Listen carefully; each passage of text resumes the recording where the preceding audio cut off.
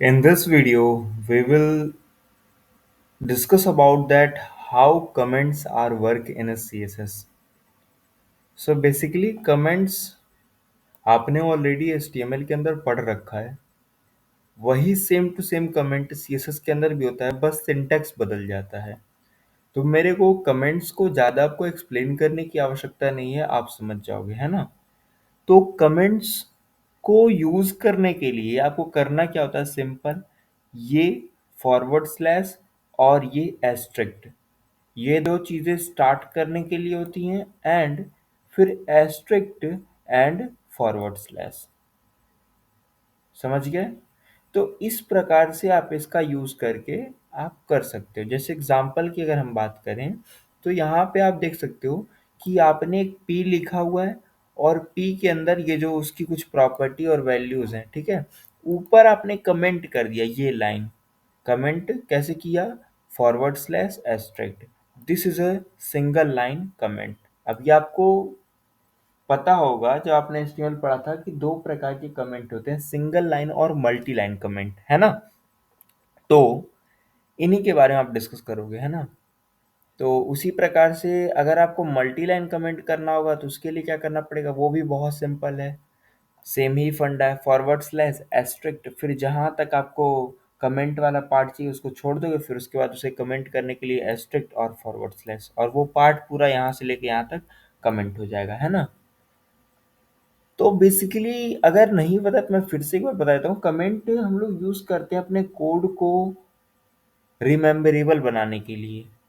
समझ गए? कोड को रिमेम्बरेबल बनाने के लिए, ताकि क्या हो, मेरे को मेरे कोड का वे पता हो कि क्या होने वाला है। अब जैसे एग्जांपल की अगर मैं बात करूं आपसे, तो आप ऐसे ले सकते हो कि मेरी ही जो पोर्टफोलियो की साइट है, मैं उसी को सपोज दैट लेता हूं, एंड ओपन करता हूं। वेट फॉर इट, तब तक आगे की चीज़ों को हम एक्सप्लोर करते हैं।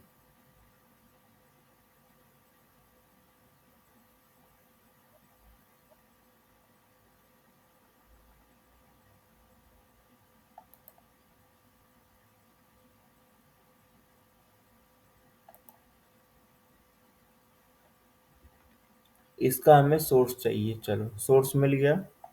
अब इसको कट करते हैं, इसका हमें कोई नीड नहीं है, कोई आवश्यकता नहीं है।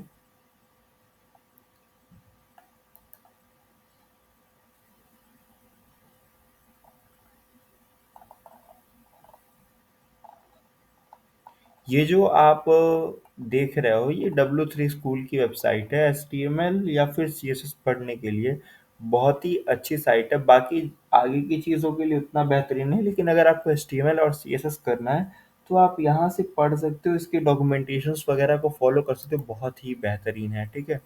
तो आइए हम आते हैं अपने CSS के कोड के लिए। तो आप हल्का सा स्क्रॉल करोगे तो यहाँ पे हाँ ये मिलेगा style.css का कोड, इसे कट करते हैं, एंड इसे भी थोड़ा सा जूम इन कर लेते हैं। कैसे? With the help of control and plus की।